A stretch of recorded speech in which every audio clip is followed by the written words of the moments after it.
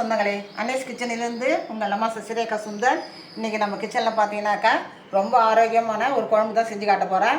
இது பார்த்தீங்கன்னா உடச்சி விட்ட முட்டை குழம்புன்னு சொல்லலாம், இல்லை முட்டை குருமான்னு கூட சொல்லலாம். அதுக்கு என்னென்ன பொருள் வச்சுக்கன்னு பார்க்கலாம் வாங்க. மீடியம் சைஸ் வெங்காயம் 2 எடுத்து அதை கட் பண்ணி வச்சுருக்கேன். அதே மாதிரி மீடியம் சைஸ் தக்காளியும் 2 எடுத்து அதை கட் பண்ணி வச்சுருக்கேன். ஒரு 6 பூண்டு பல் அதை உரிச்சிட்டு அதை வச்சுருக்கேன். கொஞ்சமாக பார்த்தீங்கன்னா இஞ்சி, கொஞ்சமாக பட்டை, 1/2 டீஸ்பூன் சோம்பு, 1/2 டீஸ்பூன் ஜீரகம், 1/2 டீஸ்பூன் மிளகு. இதெல்லாம் பார்த்திங்கன்னா நம்ம மிக்சியில் போட்டு இதை அரைச்சி எடுத்துகிட்டு வரணும். அதுக்கப்புறம் பார்த்திங்கனாக்கா முந்திரி, கசகசா, தேங்காய் இதெல்லாம் பார்த்திங்கனாக்கா தனியாக அரைச்சி எடுத்துகிட்டு வந்து நல்லா குழம்பை கொதிக்க விட்டு அதுக்கப்புறம் இதையும் நம்ம ஊற்றணும். இதே மாதிரி முட்டையை பார்த்திங்கன்னா ஒரு முட்டையாக உடச்சி நம்ம குழம்புல ஊற்றினா தான் அது ரொம்ப உடையாமல் நல்லா வரும். தாளிக்கிறதுக்கு பார்த்திங்கன்னா 2 பச்சை மிளகாய், 1/2 டீஸ்பூன் சோம்பு, ஒரு ஏலக்காய், 2-3 லவங்கம், ஒரு பட்டை. மொத்த பொருள் தான். இங்கே பார்த்தீங்கன்னாக்கா மல்லித்தூள், தனி மிளகாய் தூள், மஞ்சத்தூள், கரம் மசாலா இதெல்லாம் வந்து நம்ம குழம்புல ஆட் பண்ணுவோம்.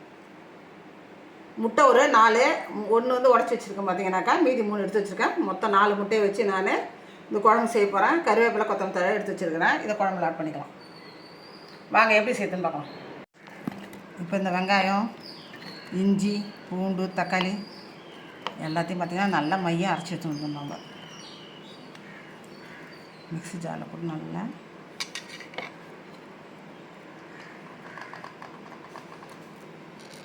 மிளகு, ஜீரகம், சோம்பு, கொஞ்சமாக பட்டை வச்சுக்கேன், அதையும் சேர்த்து அரைச்சி அடுப்பை தச்சாச்சு. அது மேலே நம்ம பாத்திரம் வச்சுட்டோம். கொஞ்சமாக எண்ணெய் ஊற்றிடும். எண்ணெய் காஞ்சிட்டு இந்த பட்டை, லவங்கம், ஏலக்காய், சோம்பு இதெல்லாம் ஆட் பண்ணி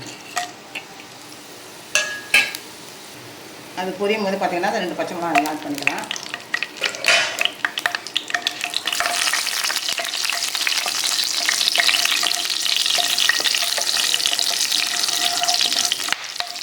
இந்த அரைச்சி வச்ச மசாலா இதெல்லாம் பண்ணுறேன்.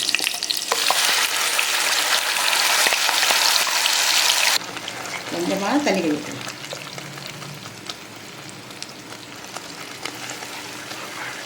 இதை நல்லா வதக்கும் போதே பார்த்தீங்கன்னா அது கூடவே எல்லாத்தையும் ஆட் பண்ணிக்கலாம். மஞ்சத்தூள், கொஞ்சமாக மஞ்சத்தூள், கொஞ்சமாக கரம் மசாலா, ஒரு 1/4 டீஸ்பூன் அளவுக்கு கரம் மசாலா. மல்லித்தூள் பார்த்தீங்கன்னா 2 டீஸ்பூன் மல்லித்தூள், 1 டீஸ்பூன் அளவுக்கு தனி மிளகாய், கொஞ்சமாக ஒரு 1 கூட கொடுக்கும். 1 டீஸ்பூன்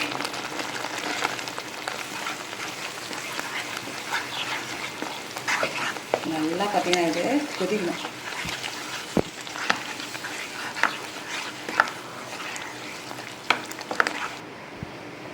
இந்த குழம்புக்கு தேவையான அளவுக்கு உப்பு நம்ம ஆட் பண்ணிக்கலாங்க. மீடியம் ஃப்ளேமில் வச்சு நல்லா கொதிக்க விடணும். ஒரு 5 நிமிஷம் நல்லா கொதிச்ச பிறகு தான் நம்ம அந்த தேங்காய், முந்திரி பருப்பு, கசகசாலாம் பேஸ்ட் அரைச்சி வச்சு அது இதில் ஆட் பண்ணணும். அதுக்கப்புறம் தான் நம்ம முட்டையை சேர்க்கணும். ஒரு 5 நிமிஷம் போட்டோம். மீடியம் ஃப்ளேமில் வச்சுக்கணும். இந்த முந்திரி, கசகசா, தேங்காய் எல்லாத்தையும் நல்லா பேஸ்ட் அரைச்சி எடுத்துகிட்டு வந்துடணும். இந்த குழம்பு பார்த்திங்கன்னா நல்லா கொதிச்சுட்டு நல்லா சுண்டி போயிடுச்சு. இதில் பார்த்தீங்கன்னா அந்த போட்ட மிளகாத்தூள், மல்லித்தூள், கரம் மசாலா எல்லாம் நல்லா பச்சை வடை இல்லாத ரெடி ஆகிடுச்சு. இப்போ பார்த்திங்கன்னா நம்ம முந்திரி, கசகசா, தேங்காயெல்லாம் ரெடி பண்ண பேஸ்ட் இருக்குது. இதில் ஆட் பண்ணிக்கலாம்.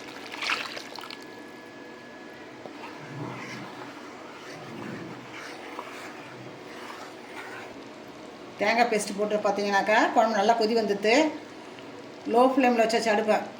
இப்போ இதே வந்து ஒன்று ஒன்றா நம்ம இதில் ஆட் பண்ண வேண்டியதான்.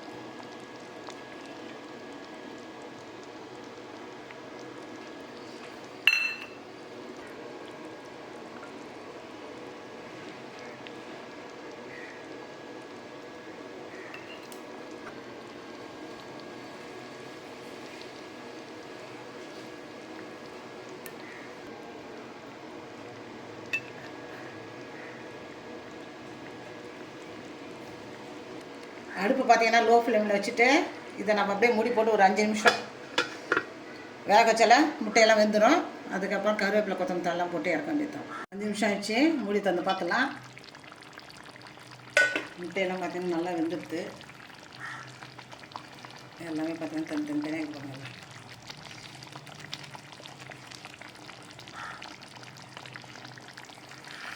சாப்பிடும்போது அப்படியே எல்லாருமே ஒன்று ஒன்று எடுத்து வச்சுட்டு அப்படியே சாப்பிட வேண்டியதான். குழம்பையை ஊற்றி அது கூட பார்த்தீங்கன்னா ஒரு பீஸ் எடுத்து வச்சு சாப்பிட வேண்டியதான்.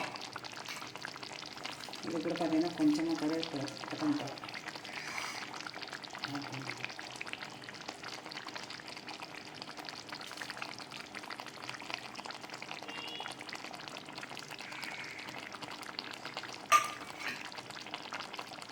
இப்போ அடுப்பை க்ளோஸ் பண்ணிட்டு உங்களுக்கு எடுத்து தனியாக எடுத்து வச்சு காட்டுறேன். நம்ம அன்னஸ் கிச்சனில் பார்த்தீங்கன்னா இன்றைக்கி சூப்பராக வந்து முட்டையை வச்சு தான் நான் குழம்பு செஞ்சு காட்டேன். இதை நம்ம குழம்பு சொல்லலாம், இல்லை குருமான் கூட சொல்லிக்கலாம். இதுக்கு தேவையான எல்லா பொருளும் பார்த்தீங்கன்னா நம்ம வீட்டில் இருக்கக்கூடிய பொருளை வச்சு தான் நான் இந்த குழம்பை நான் ரெடி பண்ணியிருக்கேன்.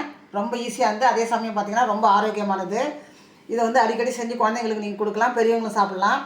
இது சாப்பாடு மட்டும் நம்ம போட்டு பிசைஞ்சு சாப்பிடணும் கிடையாது. சப்பாத்தி, பூரி, இட்லி, தோசை, பரோட்டா நம்ம எதுக்கு வேணால் தொட்டுன்னு சாப்பிட்லாம். அத்தனைக்கும் நம்ம இந்த டிஷ்ஷு பார்த்திங்கன்னா யூஸ் ஆகும் நமக்கு. அதனால் நீங்கள் செஞ்சு பார்த்துட்டு எனக்கு கமெண்ட்ஸில் சொல்லுங்கள். லைக் பண்ணுங்கள், ஷேர் பண்ணுங்கள், கமெண்ட் பண்ணுங்கள். மறக்காமல் என்னுடைய அன்னஸ் கிச்சனுக்கு சப்ஸ்கிரைப் பண்ணுங்கள். தேங்க்யூ.